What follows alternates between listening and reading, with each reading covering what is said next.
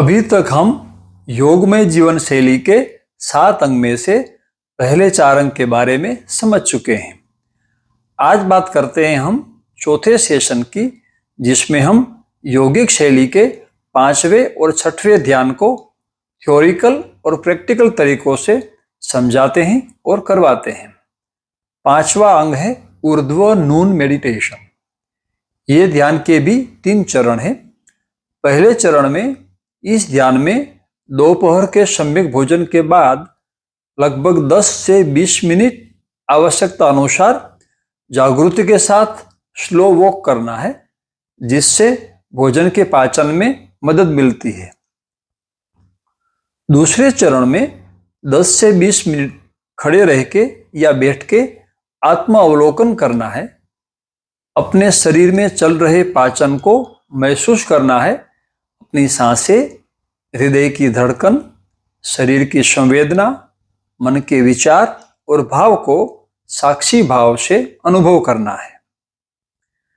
तीसरे चरण में 10 मिनट के लिए पावर नैप योग निद्रा लेनी है, जिसमें पहले पूरे शरीर को शिथिल छोड़ देना है, बाद में सांसें और मन को भी शिथिल छोड़ देना है। ये ध्यान से जीवन की व्यस्तता में थोड़ा विराम मिल जाता है। हम फिर से अपने में स्थिर हो जाते हैं और शेष दिन के लिए नई ऊर्जा से भर जाते हैं। इसके बाद योगमय जीवन शैली का 6वां अंग है ऊर्ध्व इवनिंग मेडिटेशन। ये ध्यान के भी 3 चरण है। प्रत्येक चरण 15 से 20 मिनट का है। आप आपके अनुकूलता के अनुसार 30 या 60 मिनट में ये ध्यान पूरा कर सकते हैं। पहले चरण में प्रकृति में सूर्यास्त के समय के आसपास होश के साथ वॉकिंग और सम्यक व्यायाम करना है। प्रकृति माता हमारी मूल स्रोत है। वहां से हम आए हैं और हमें वहां ही वापस लौट जाना है। प्रकृति माता हमारे पूरे दिन का तनाव और नकारात्मकताओं को अवशोषित कर लेती है और हमें नए जोश और ऊर्जा से भर देती है। दूसरा चरण सत्संग का है। सत्संग का मतलब है सत्य का संग करना। जहां से सत्य मिल सकता है उस गुरु के सानिध्य में बैठना, उसकी अमृतवाणी सुनना या उसके धर्म पुस्तक का वाचन करना, ये सत्संग है। प्रत्यक्ष सानिध्य सबसे अच्छा विकल्प है। अगर प्रत्यक्ष सानिध्य शक्य नहीं है तो दूसरा और तीसरा विकल्प सुनना या पढ़ना है।